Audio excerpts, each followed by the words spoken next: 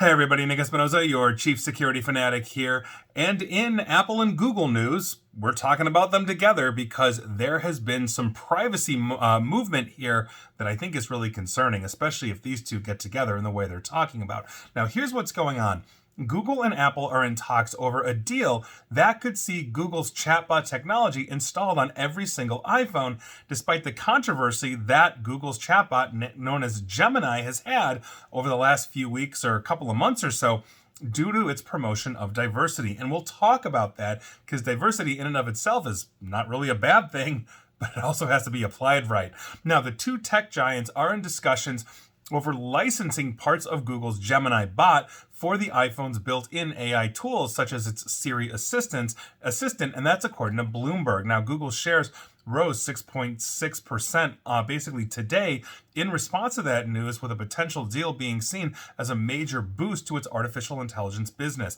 Apple has been developing its own AI features for the next version of the iPhone operating system, including a version of Siri powered by a generative AI technology similar to chatbots like Gemini or its major competitor ChatGPT, the one that started this whole thing. However, its technology, meaning Apple's technology, is believed to be far behind its competitors, meaning it may have to outsource some of this to something like Google. The Gemini technology from Google could be used to answer questions when Apple's own systems do not have the answer, for example. So in other words, if you're running an iPhone, you're getting a hybrid of however good Apple can do, and where Apple leaves off, Google Gemini may take over.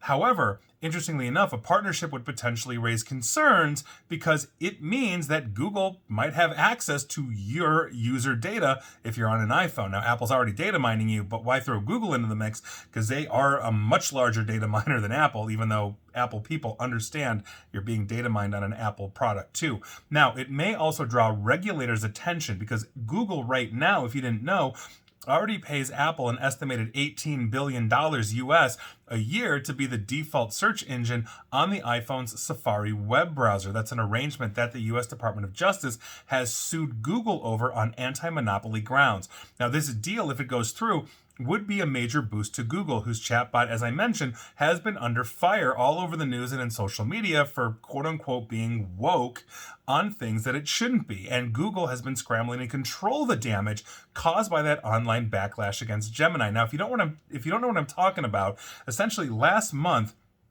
it suspended the bot's image generation feature after it was found to return images of, these are things that people requested, of things like Vikings, but they were actually Native American Vikings, meaning no, Vikings are historically Scandinavian. How about 1930s Nazi soldiers that are black or Asian?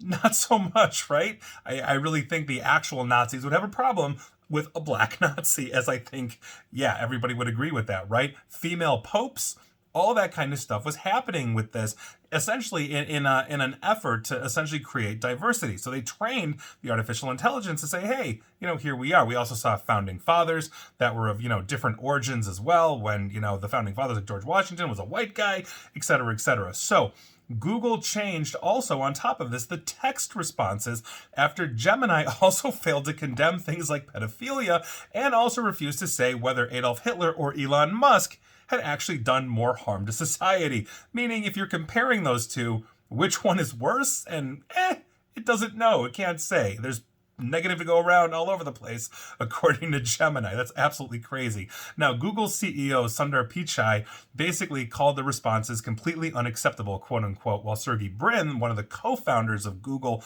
now running Alphabet, which is where Google is under, admitted that it, quote, leans left, end quote, in many cases. Now, Apple has also, for the record, held discussions with OpenAI. That's the company behind ChatGPT, as I mentioned before, according to Bloomberg. And so they may not go with Google. They may go with OpenAI. Either way, it's going to be a score for whoever they decide to go with. Now, Tim Cook, Apple's CEO, has also promised that the company will, quote unquote, break new ground in artificial intelligence here, despite the perceptions that it's playing catch up and is well behind Google and OpenAI. So we're going to see where this goes. But I think it's very interesting that Apple is now having to outsource to a Google or an OpenAI. But of course, when they release the iPhone, whatever it will be, that integrates the AI from Google or OpenAI, it'll be innovative, because that's always what they do, even though we can use Google's Gemini or OpenAI's ChatGPT right now for pretty much the same thing. And you can actually install the app or link to the website on your Android or iPhone. So there you go. But that is your news of the day. And from a privacy perspective, it would be deeply, deeply concerning, and there are ways to modify Android so that Google basically is hoovering up or vacuuming up less of your data. But on the Apple side, it's a closed system. And so if they're integrating Google even more than they are right now, essentially because they're the default search engine, then that obviously is a concern as well. So heads up, Apple people, while you're being data mined, you might be data mined a heck of a lot more, and welcome to the regular world. And please like, share, follow me here on Facebook and Twitter at NickAESP, where you're being data mined anyway. Same with YouTube as well, but you should subscribe to me there. Please subscribe to me there. And as always, stay safe, stay online, and please, just please attempt to stay private. Thanks, everybody.